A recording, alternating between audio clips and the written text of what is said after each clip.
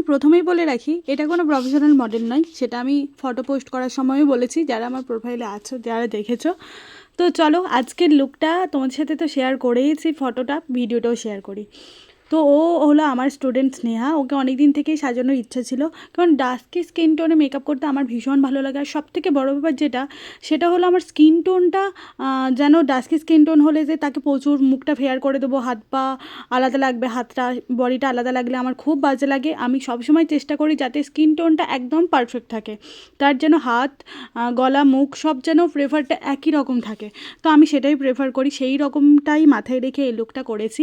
তোমরা কিন্তু অবশ্যই জানাবে যে লুকটাতে ওকে কেমন লাগছে। একদম নিজের মনের মতো করে ওকে সাজিয়েছিলাম।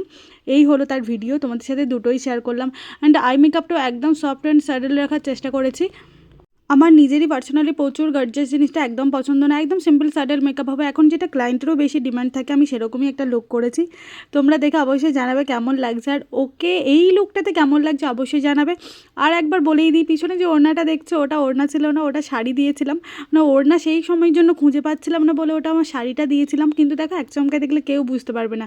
এবার হয়তো তোমরা দেখছো, কারণ আমি বলে দিয়েছি, তারপর হয়তো ভালো করে দেখবে। ওটা শাড়ি দেওয়া ছিল, কিন্তু ওড়না ছাড়া এই লুকটার সাথে আমার একদম ভালো লাগছিল না, সেই জন্য ওড়নাটা দিয়েছিলাম। আর একটা সিঁদুরের টিপ পরি, আর নিজের মতো করে সাজিয়েছি, একটুখানি কলকা করেছিলাম। তো তোমরা দেখে জানাবে।